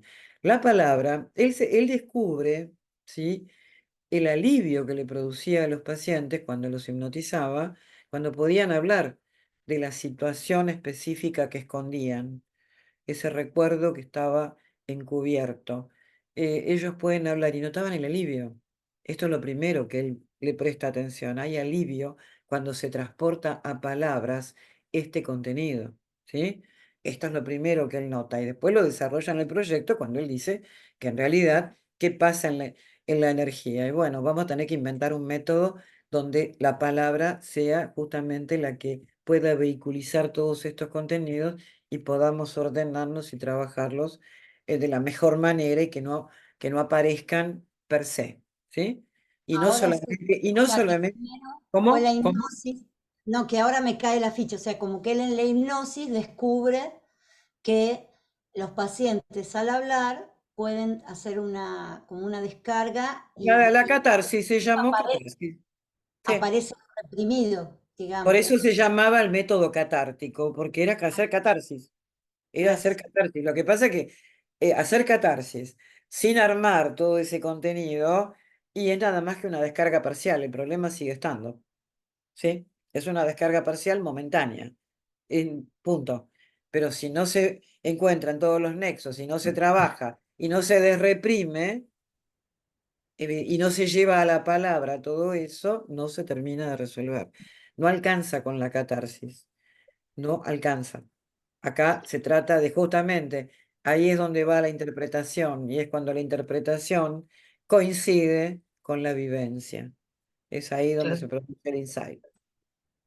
Es ahí donde llega. Pero bueno, esto se da en gracias. sí, determinados momentos del análisis, ¿no? Donde se produce el insight y donde yo me acuerdo un paciente cuya madre murió en el parto, por ejemplo, ¿no? Y me acuerdo que este, él todo lo hacía apurado, todo lo hacía apurado. Y cuando empezábamos a ver el apuro, no, porque pasa esto, porque pasa aquello, hasta que un día llegamos a un punto, ¿no?, específico que él estaba a punto de cumplir la edad en la que murió la madre. Con lo cual, me acuerdo que yo dije, claro, estás apurado porque te queda poco tiempo. Y él me miró y me dijo, claro, 2 más 2 es 4. Yo creo que me voy a morir a esa edad, claro. Esta era la fantasía, por eso hacía todo tan rápido. Pero ahí le pegó. En otros momentos, cuando hablábamos de la rapidez, que por qué no había caso, pero ahí pegó. La vivencia de él era que se moría, que se iba a morir, que no se murió, por supuesto, pero por eso tenía que correr tanto en la vida, ¿no? No podía esperar, él no podía esperar nunca, tenía que correr y hacía mil cosas porque le quedaba poco tiempo. No, eso le pasó a la madre, no a él. Pero esta era la fantasía que él tenía. Es más, hasta era una fantasía, digamos, de cierta, digamos, no venganza de la madre, porque pobre la madre no podía hacer nada, pero que él creía que por culpa tenía que pagar con eso, ¿no? Él también tenía, porque creía que le había matado por no hacer este tipo de contenidos, ¿no? Pero bueno, hasta que no llegó ese punto, realmente, no podía parar, a eso me refiero, ¿no? Por eso digo, hasta cuando la interpretación, que también es una palabra, ¿sí? Son palabras, tocas precisamente, coincide con la vivencia, es ahí donde se produce ese contacto, este, que es como que uno dice, bueno, acá sí, estaba, ¿no? Ahí estaba. Como él me dijo, sí, 2 más 2, 4. No lo veía, sí, tal cual. Está, sí. Pero juntar eso uno lo puede decir, bueno, en análisis, ¿no? Porque si no es un conocimiento racional, no pega. Tiene que estar vivenciándolo el paciente, esto muy fuertemente, ¿no? Bueno, no sé si quedó claro el tema de la palabra. ¿Sí? ¿Sí? Muchas Bien, gracias, muchas gracias. bien. Por eso se hablaba de los tratamientos catárticos, no de las catarsis. Este, que las catarsis sirven, pero es transitorio. Es transitorio. Hasta ahí llegó Breuer con Anao. Pero bueno, a ella le hizo bastante bien, ¿no? De todas maneras.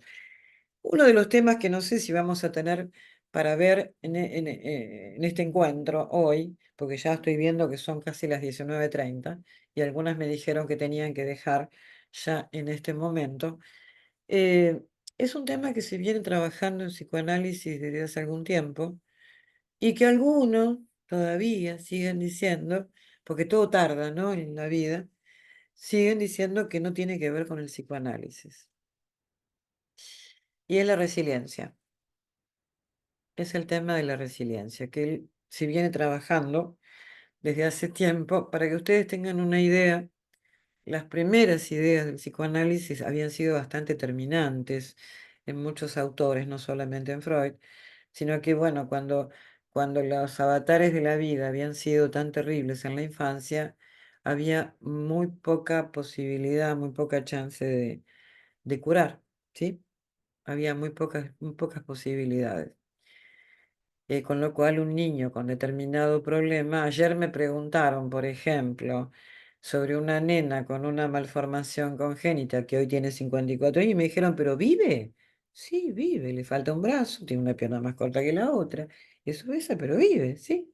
O sea, esto quiero decir cómo estaba muy metido el tema de que los temas, todas situaciones terribles de la infancia eran prácticamente irreversibles. Hace algunos años, fines del siglo XX, llegó a mis manos un cuadernillo que había publicado en la Universidad de Lanús, que me la trajo mi marido, se la habían dado en una clase que él fue a dar, y yo me puse a leerlo porque me llamó la atención, no conocía el término, y me llamó la atención porque era un estudio que se había hecho sobre niños.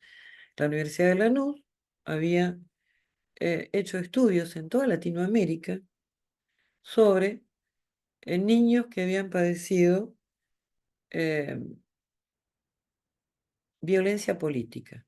Es decir, estos eran chiquitos que en muy temprana edad y habían quedado huérfanos o presenciaron las muertes de sus padres, las mutilaciones, los incendios de las aldeas, violencias de todo tipo, ellos mismos a veces con mutilaciones. Es decir, chicos que habían pasado lo peor de lo peor, donde la teoría del trauma acá se imponía, ¿no?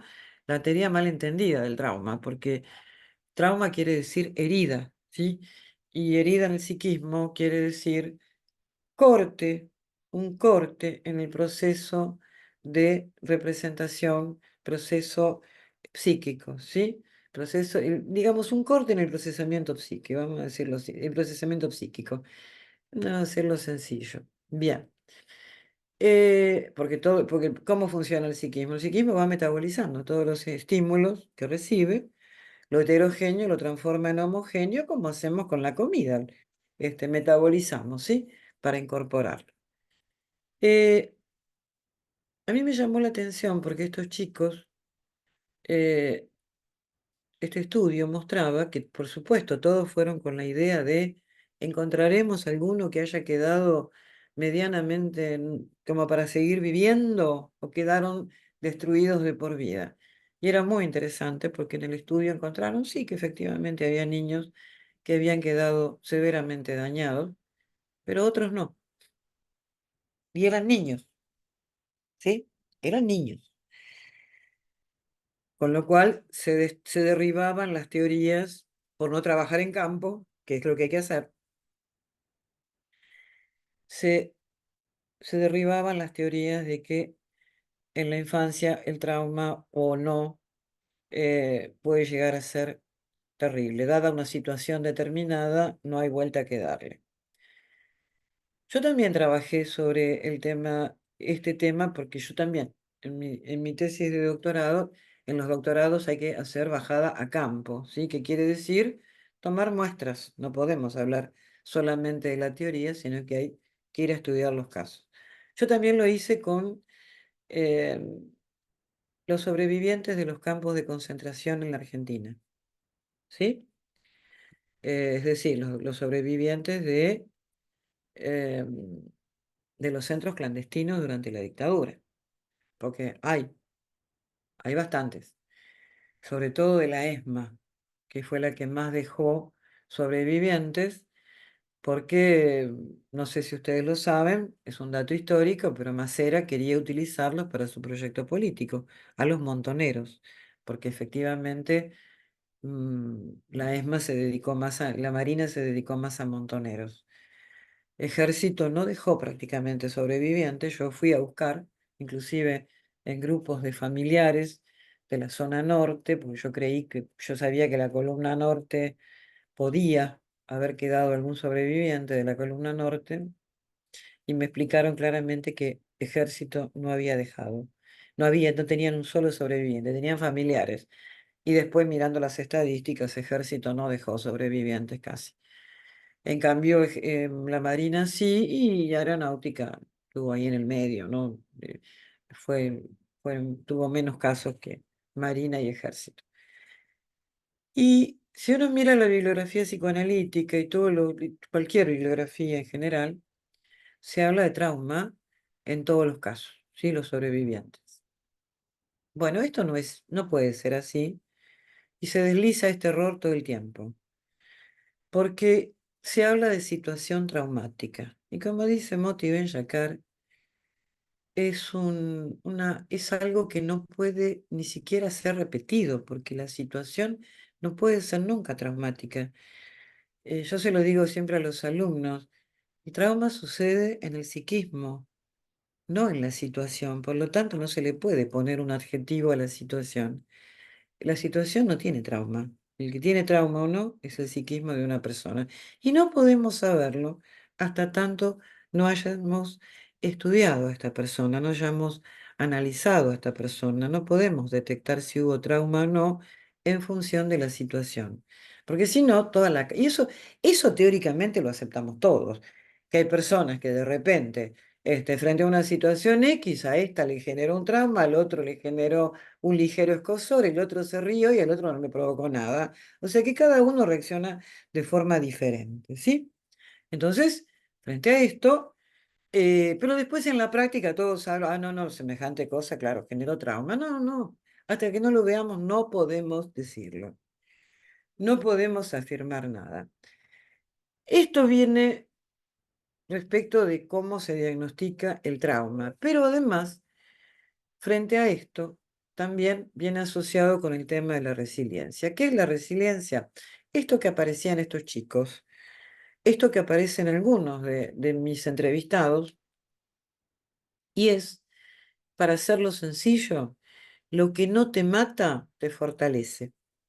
Es decir, esa capacidad que tiene el psiquismo de eh, haber sido atacado fuertemente y rearmarse. Es un término que viene de la, de la, del aluminio, o sea, del tema de los metales, ¿sí? Eh, los metales que pueden ser, digamos, deformados y de repente se pueden volver a la forma anterior. Bueno, esto con el ser humano no es así. No es que vuelvan al estado anterior, no, pero pueden volver mejor, ¿sí? Incluso si hay resiliencia. No se vuelve al estado anterior, pero se puede incluso estar mejor. Y esto tiene muchas derivaciones, ¿no es cierto? Porque en realidad se fueron aislando inclusive elementos, no para generar resiliencia, porque eso no se puede educar, no se puede preparar para la resiliencia, pero sí se fueron ajustando muchas cosas. Muchos, muchos signos, muchas condiciones para que se dé. Y una de las cosas fundamentales que se ve en los casos de resiliencia es lo que se llama la posibilidad de contar con el tutor de resiliencia, es decir, la persona que en realidad acompaña el proceso. En todos los casos de resiliencia siempre hubo alguien que acompañó, alguien que eh, describió, tradujo. Por ejemplo, en los casos que yo vi, los casos que eran resilientes, aunque hubieran tenido trauma, yo encontré, por ejemplo, que había 4 casos de los que yo vi, 5 en realidad, que no presentaban ningún signo de trauma. Ninguno, ¿eh? Ninguno. Y a otros que tenían trauma y habían resultado resilientes, otros no, otros no. Y en realidad, ¿qué había?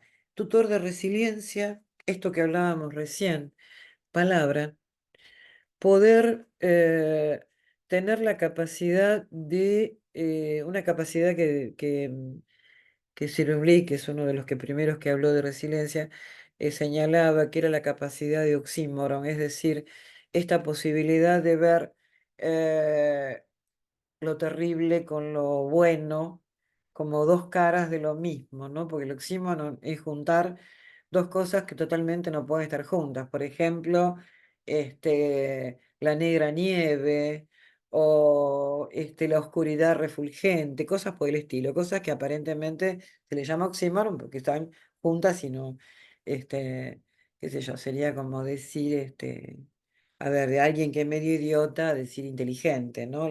Como son cosas que no van juntas, ¿sí? Y una de las cosas que describe Cyrulnik es esto. eh, pero yo sobre todo lo que vi en los resilientes y en los que no tenían trauma, vi personas con el psiquismo que estaba todo el tiempo trabajando, todo el tiempo procesando. Nunca, eso solo ya nos decía que no había trauma, ¿no?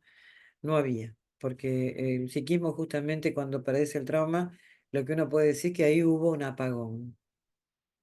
Directamente hubo un momento en que no se pudo procesar nada de esa información y hubo como un apagón. Aunque después la persona vuelva a hacer, queda eso, esa parte que no se pudo representar, queda en calidad de presentación en el psiquismo. ¿Qué quiere decir esto? Que lo ve todo el tiempo.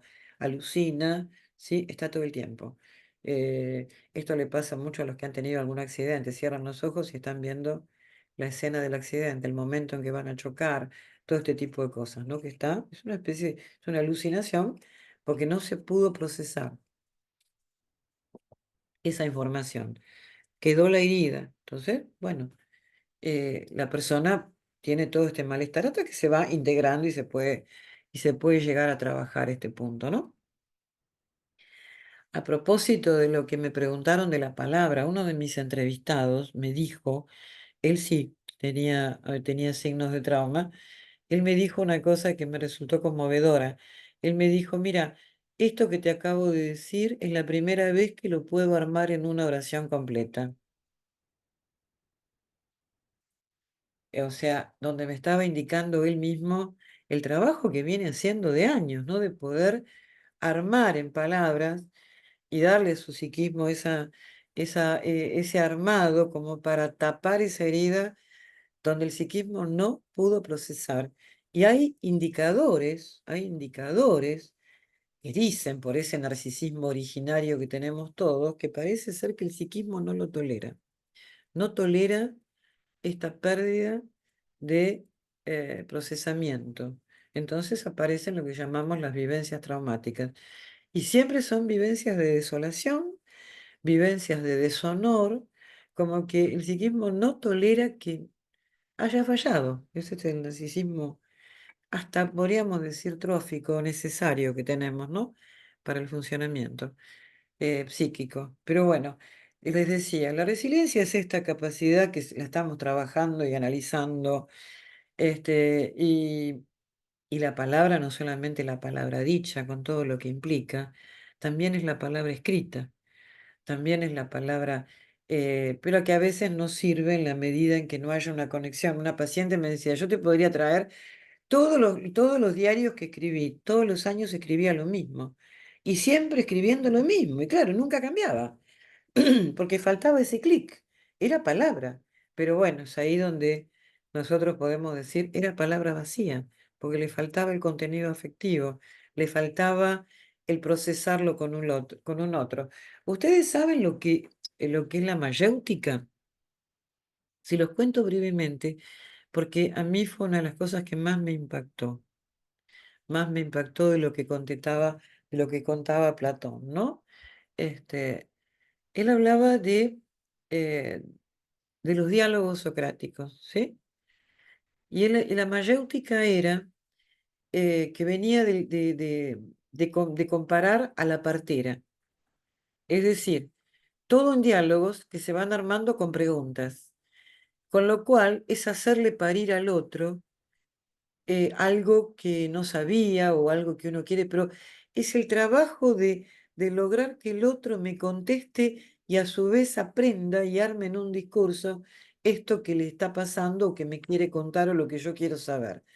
La mayéutica es un diálogo entre dos, donde el otro hace parir sin dolor, pero le hace pensar en esas cosas que podrían, este, el otro día hablando con unas amigas, una de ellas me dijo una cosa, vos un día dijiste tal cosa, se acordaba, muy perspicaz ella, y me dijo, vos un día dijiste tal cosa, ¿me contás a qué te referías? Bueno, hizo un trabajo de mayéutica, porque ese día que yo lo había mencionado no lo había contado y ahí les empecé a contar ese dato que no les había dado, ¿no? Pero bueno, el psicoanálisis tiene mucho de mayéutica, más allá de que no aparece como aparecen siempre en forma así tan acartonada como aparece en la serie Envidiosas. Ah, mañana voy a hablar sobre eso. Mañana voy a estar en Canal 13 a las 8 de la mañana. Me convocaron para hablar sobre la serie esta envidiosa que está en Netflix, que es de Griselda Siciliani, que la protagoniza, es sobre envidia, pues yo tengo un libro escrito sobre envidia. Y parece que le van a preguntar a la gente sobre la envidia, ¿no? Por supuesto que siempre con los mitos típicos, que la envidia es femenina. No, la envidia no tiene género. La envidia es un sentimiento que está en cualquiera de nosotros y no tiene por qué ser siempre destructiva, ¿no? Es un sentimiento de malestar y punto. Las derivaciones que tenga va a depender de cada uno y la influencia que tenga de las distintas pulsiones. Bueno, Perdón, Mabel, yo había escuchado una definición de envidia, no sé si la escucharon ustedes también, que es tristeza por el bien ajeno. sí, esa es la definición Envidia, la definición del diccionario es exactamente esa. la Es tristeza por el bien ajeno. tristeza o pesar por un bien ajeno, pero también es deseo, también es deseo de emulación, deseo honesto. Tiene las dos facetas y yo en mi libro trabajé sobre esas dos facetas, precisamente porque no se las toma en cuenta nunca. Siempre la que tiene más fama, porque es la más estridente, es la envidia destructiva, que es terrible. Pero no es solo de las mujeres, ¿sí? Como suele suceder. Lo que pasa es que muchas veces se confundió esto también, porque la queja aparecía muchas veces mucho más en las mujeres, pero lo que pasa es que las mujeres hemos tenido una inserción social tan pobre durante tanto tiempo, que bueno, sí, obviamente que el varón tenía muchas ventajas, pero eso era una envidia, digamos, inducida socialmente. Obvio, pero no porque la mujer fuera más envidiosa ni nada por el estilo, no todo lo contrario. Al contrario, Melanie Klein decía que justamente la agresividad mayor de los hombres hacia las mujeres tiene que ver con la envidia, ¿sí? La envidia por el cuerpo femenino y todos los atributos femeninos, ¿no? Porque de hecho ambos sexos envidian los atributos del otro, ¿sí? Es que es lo que no tenemos, va, de última, que es lo que es la envidia, es un sentimiento de malestar por un bien ajeno. A ver, eso no nos condena, ahí es donde aparece el pensamiento religioso, que condena la envidia, es un pecado capital. O sea, ¿por qué? Porque en realidad a ver, la envidia como tal no puede ser, es un sentimiento, sí, empecemos por ahí. Si es un sentimiento, quiere decir que aparece en determinado nivel de la vida, ¿no? La infancia prenatal, como decía Klein, evidentemente no puede ser. Pero aparece en un momento donde hay cierta diferenciación yo no yo. Bien, ahora, cuando percibimos una falta, otro tiene algo y a mí me falta, no puede ser otra cosa que un sentimiento displacentero, pero puede ser un marcador del deseo. Y de hecho es un marcador del deseo. Hay que ver cómo ese deseo está aceptado o no en esa persona. Si yo no lo acepto para mí, vos tampoco tenés que tenerlo. Eso es otra cosa. Pero básicamente es un marcador del deseo. Hasta ahí no hay nada de malo. Y puede ser un estímulo para que yo pueda obtener determinadas cosas que el otro tiene y me acabo de dar cuenta que no tengo. Y por eso tengo un malestar. Hasta ahí no hay nada de malo. Todo lo otro es la envidia destructiva, que bueno, de esa sí, es la que más se habla, la que más se conoce y es la que es un pecado capital, ¿no? ¿Te puedo Considerada. hacer una pregunta, Mabel?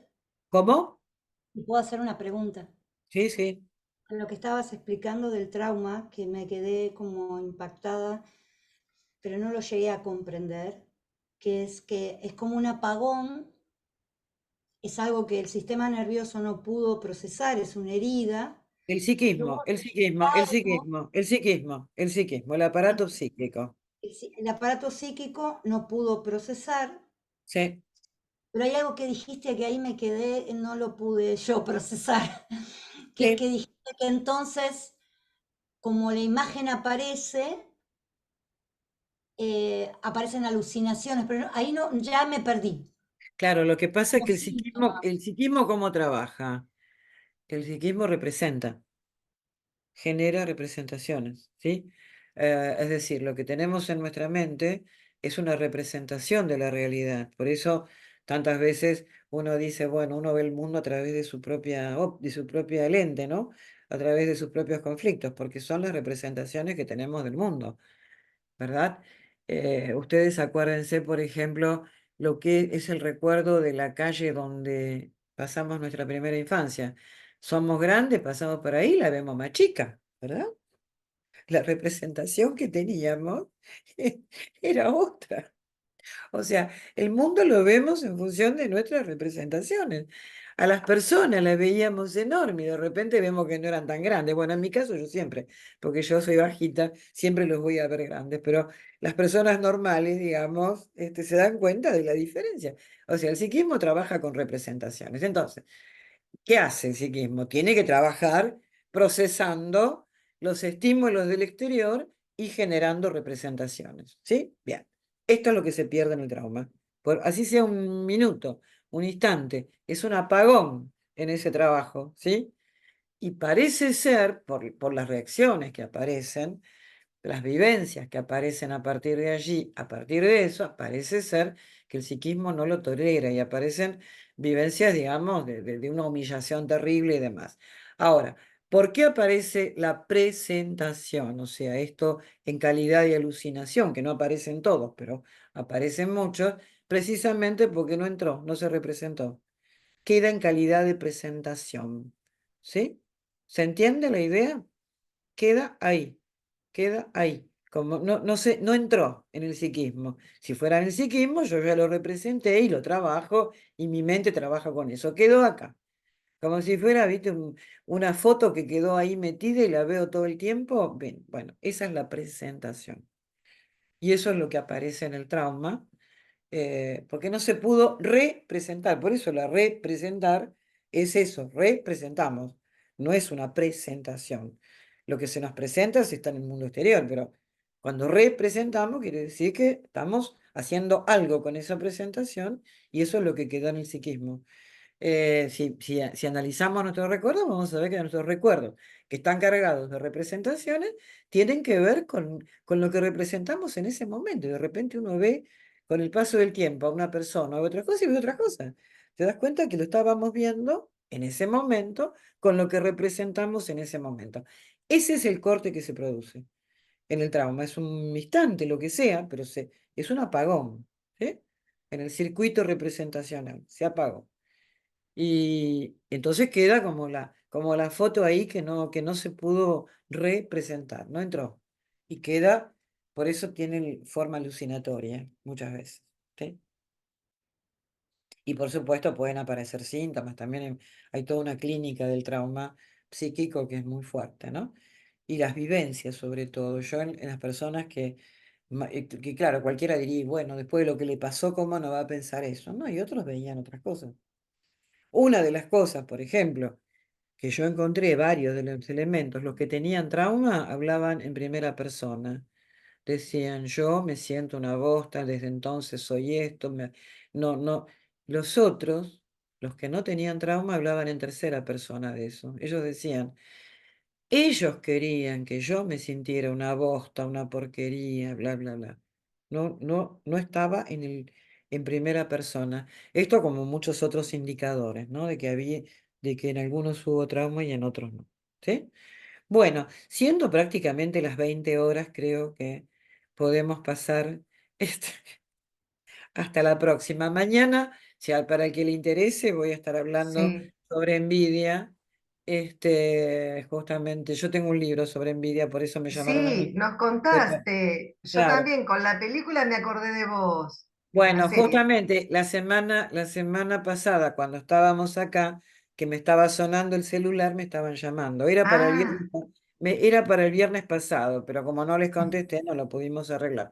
Pero bueno, quedó para este viernes. El primer mito que hay que derribar ahí es que la envidia no es de las mujeres solamente, ¿no? Ahí aparece perfectamente. A ver, la envidia del pene es famosa. Los hombres se la pasan midiéndose. Tienen más envidia del pene entre ellos que las mujeres. A ver quién la tiene más larga, más corta, por favor. Y cómo envidian a las mujeres, por favor. ¿Cómo envidian a las mujeres? Por favor. Así que no, la envidia no tiene género. Es un sentimiento universal, diríamos. Y no es que esté exenta en la historia de la humanidad. A ver, el primer, ¿cómo empieza? ¿Cómo empieza Adán y Eva, Caín y Abel? ¿Cómo empiezan? Caín lo mata a Abel, por envidia. Ahí se mezcla un poco los celos, pero lo mata. Lo mata porque Dios lo prefería. Sí, eso es envidia. Ante todo es envidia.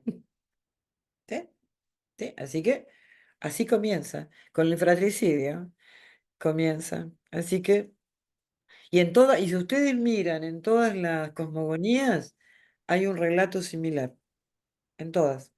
En todas las mitologías. En las mitologías del origen egipcio, en las mitologías andinas, aparece siempre el tema del fratricidio, de la envidia, etcétera. Así que bueno, en fin.